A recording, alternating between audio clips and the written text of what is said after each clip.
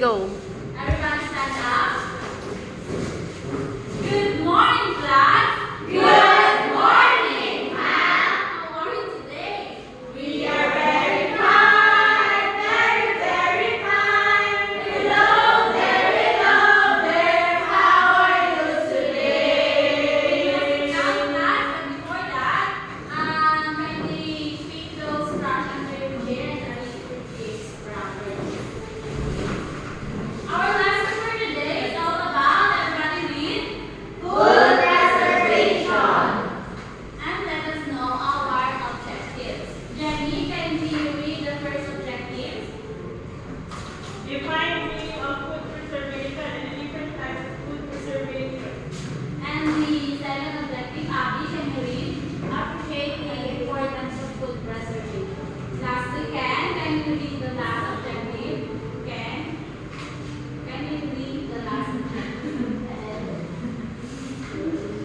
The last objective. Create a product of food preservation. Oh yeah, thank you, Ken. I hope you and I want you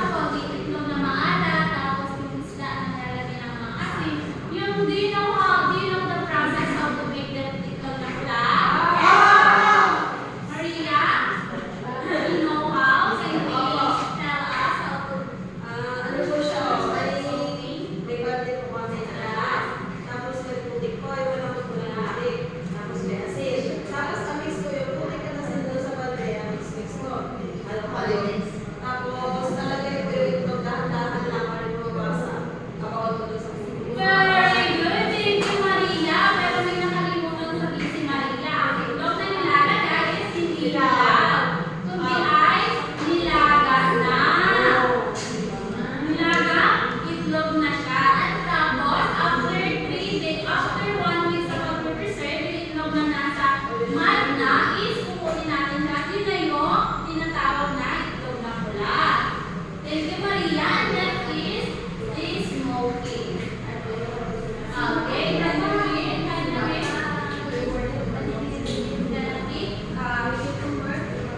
Ellie, please stand up. Ellie,